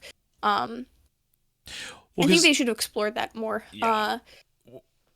Yeah, I completely agree. I think, when I think of specifically like Empire Strikes Back, there's so many things about that film that make it work, but the development of Darth Vader and his, he goes from just being big scary villain to the big revelation. That film also has it manages to up the ante in its sequences quite a bit, because you go from there's some fantastic sequences in A New Hope, but you go to Hoth and the asteroid field chase and the duel between Vader and Luke is in Bespin, comparatively to when Vader and Obi-Wan. It manages to up the ante to expand the story, that Vader is such a iconic villain, obviously. So there's all of that going for it. And I think of also in T2 you have another, I would argue one of the greatest sequels ever made. Where you expand the lore, you bring in the T-1000, the villain again. In Dark Knight you have Joker, and he's just, the performance of Heath Ledger. You know what? You're right. Sequels are all about villains. They are. Well, because especially if you're going to go dark, if you're gonna have a sequel that takes your characters and kind of beats them up a little bit, which a good middle half can definitely do, you need the source of that to be very strong. And this movie was solid, but it wasn't T-1000. It wasn't Darth Vader level. It wasn't Heath Ledger's Joker level. Not even close. So that was like the one thing that if they had been able to hit that, if the villain of this film had been that level, I think this would be a legendary sequel. Yeah. That was pretty much my thoughts, but you put it together way better. Well, thank you. Anything I could have said. Yeah. Oh, Probably but right smaller. here. So you see the in the credits here where suddenly you have HP and Intel logos that really stand out because they're like blue and white. Yeah. But you see they're essentially talking about the Apollo engine, which was the engine in which this thing was rendered. That's simplifying it, but you know what I mean. Yeah. That was like a massive step forward. Was that developed with in DreamWorks? Do you know? Was that like a DreamWorks thing, or was it a general animation development? Do you know? Not positive on that. I didn't look into it that deeply. I probably should have.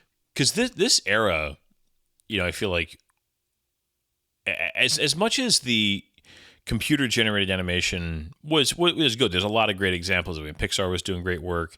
DreamWorks had great examples. There's even Disney animation with like Tangled and stuff like that. But there was a shift that was made around this era where it went from being like pretty good to being like, whoa, okay, they just figured something out. And you can see it. Like I remember I don't know off the top of my head how close they were, but I remember in Monsters Inc., Sully's fur and like how they were able to do that. And it was like, okay, they're hitting some stuff here they didn't be able to do before. This for DreamWorks, as much as I didn't think the movies were amazing, like Frozen had some visual step forward, that they hadn't had. Go ahead. I actually really like Frozen as a movie. I know it's not the most popular opinion these days. I had daughters that ruined it for me, so it's okay. It's not the movie's fault. I was out of the country during Frozen fever, so I think that's part of the reasons why I still like it.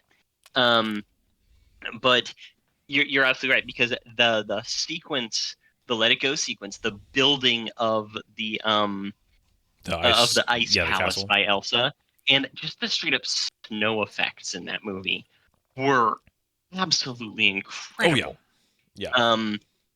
Yeah, they actually took those snow effects, and that actually helped influence the simulation engines that they used for high-end video games as recently as things like The Last of Us 2, Oh, which had groundbreaking snow effects. yeah.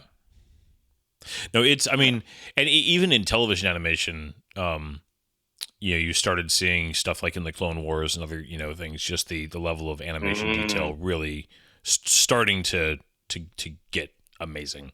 So, yeah. I mean, it really was, there was kind of a golden age of animation. I mean, there's still some good stuff coming out, but, I feel like kind of because what, Toy Story was 90s? Yeah. So you had kind of that. 96. Yeah, kind of, 96, 94. It was around, I remember, it was before high school for me, but I mean, that obviously was a big moment, but there was, 95. I was right in between. okay.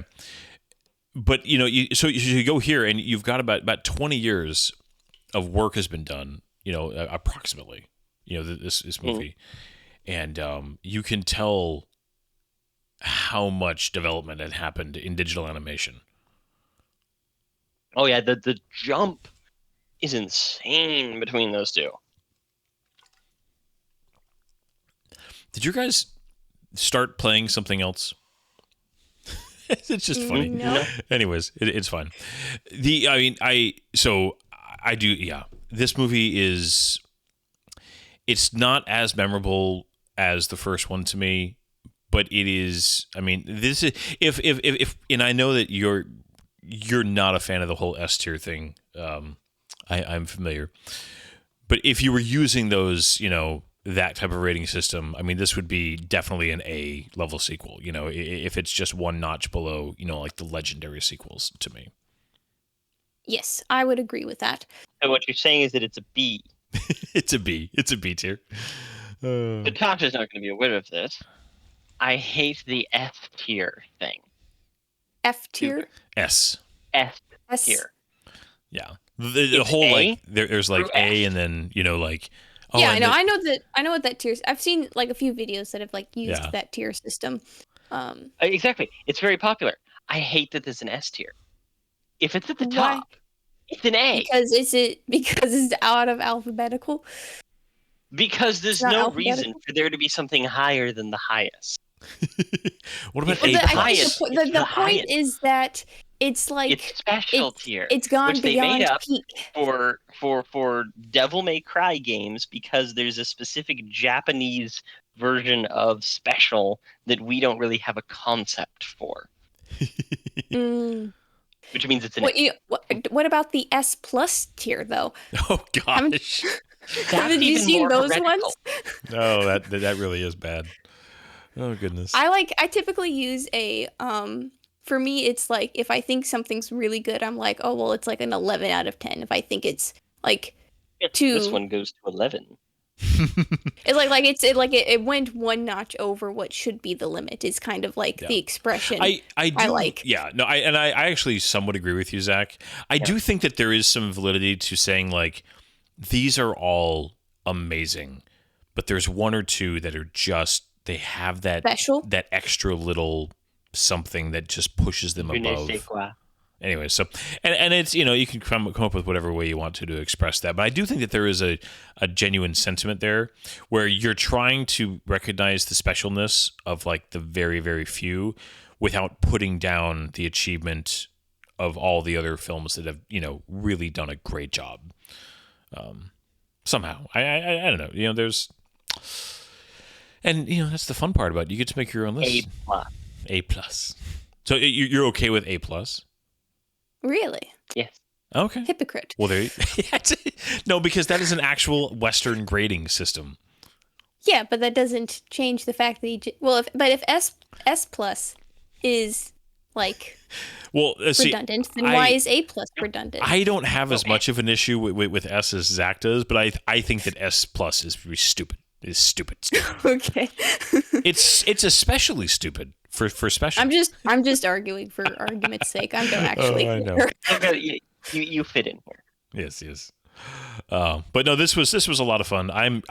So I haven't, I will have rewatched 3 before we record it later this week.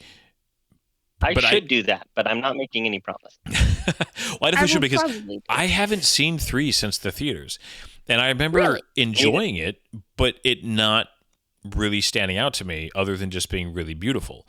And so I'm actually really looking forward to revisiting it because I've enjoyed going through these first 2 so much. So I'm definitely looking forward to next week. And Tasha, you'll be joining us again for part 3, I'm assuming? Yes. Awesome. I'm excited.